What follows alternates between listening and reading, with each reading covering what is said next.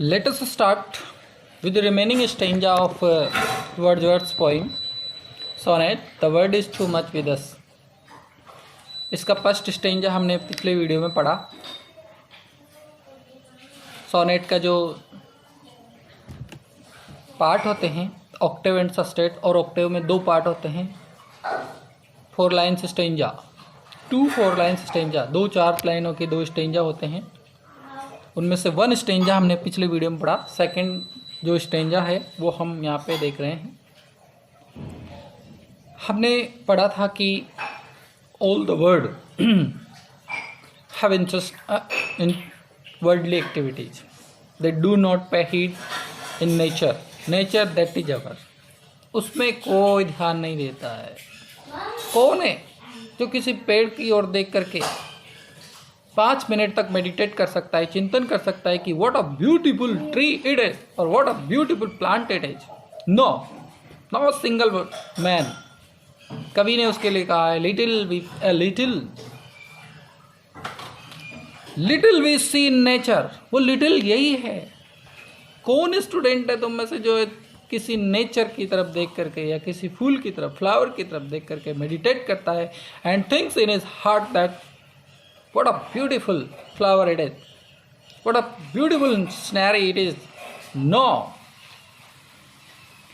we have given our hearts, हमने हमारा heart दे रखा है। किस में दे रखा है? वर्ल्डली एक्टिविटीज में। we know that which mobile is the latest version।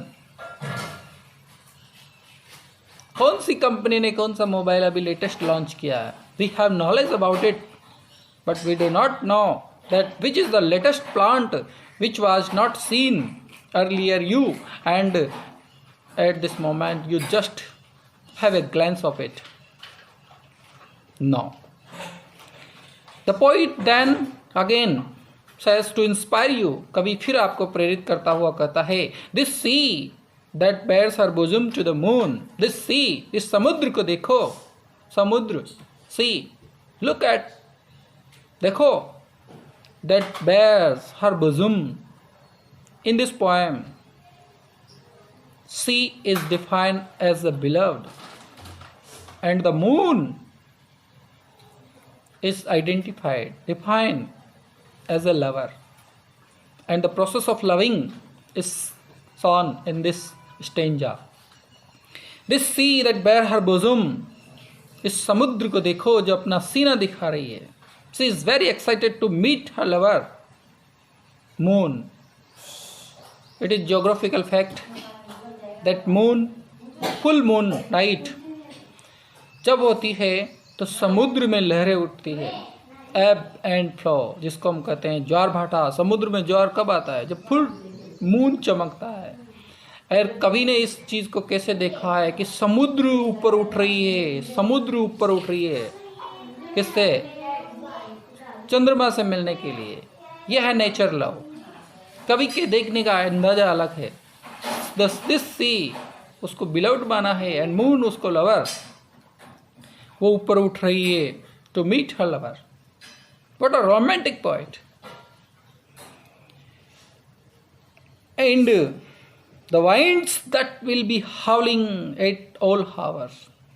Winds जो शोर कर रही है, वाइंड्स जो चल रही है, वो हाउल कर रही है, घुर्रा रही है, that will be all hours, हमेशा चलती रहती है। इन चीज़ों को हम कहाँ देखते हैं? हम देखते ही नहीं हैं। क्यों नहीं देखते हैं? एंड आर अप गेदर्ड, और इकट्ठे कर रही है। हवाएं जो चल रही है शोर करती हुई, they are collecting now like sleeping flowers, सोए हुए फूलों को जैसे इकट्ठा कर रही है। Now like sleeping flowers, like sleeping flowers. यहाँ पे सिमिली देखो क्या यूज़ की है, स्लीपिंग फ्लावर्स, फूल जो मुरझा गए हैं, जो नीचे गिर गए हैं। They are compared to sleeping people. जैसे पीपल स्लीप में होते हैं तो दे आर अनकॉन्शियस, कुछ पता नहीं रहता उनको, बेहोश पड़े रहते हैं। Like the way flowers which are lying on the ground and the winds are collecting them, sweeping them and carry with it. उनके साथ ले जा रही है। फॉर दिस, इन चीज़ों के लिए, for everything we are out of tune, और सब चीज़ों के लिए हम आउट ऑफ ट्यून हो गए हैं। ट्यून से मैच नहीं कर रहा है, मज़े से बाहर हो गए हैं। इन चीज़ों के लिए कवि ने दो चीज़ें हमें बताई है, एक समुद्र की पिक्चर और दूसरा हवाओं की picture, winds and the sea, and both things are out of tune for us. Out of tune, जैसे हम किसी शादी में जा रहे हैं, शादी में हम अच्छे अच्छे सॉन्ग सुनते हैं और अचानक उस म्यूज़िक सिस्टम में कोई ऐसा संगीत चल जाता है, राम नाम सत्य है, तो हमको वो बेहुदा लगता है, हम आउट ऑफ ट्यून हो गए हैं। इसी तरह से किसी के जनाजे में जा रहे हैं, सब डेड बॉडी आर कैरिंग, और उस समय किसी का मोबाइल में ऐसी ट्यून आती है, झलक दिखला जा, तो फिर वो चीज़ जो है आउट ऑफ ट्यून है। द सेम वे पोइट हमें कह रहा है कि for nature we are out of tune, हम प्रकृति से बाहर हो गए हैं, हम मज़े से बाहर हो गए हैं।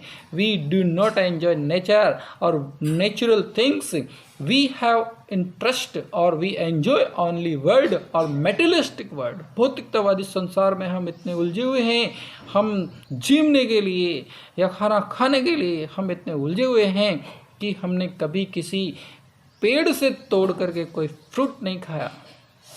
We did not enjoy any fruit from tree directly. What a dilemma it is. Okay.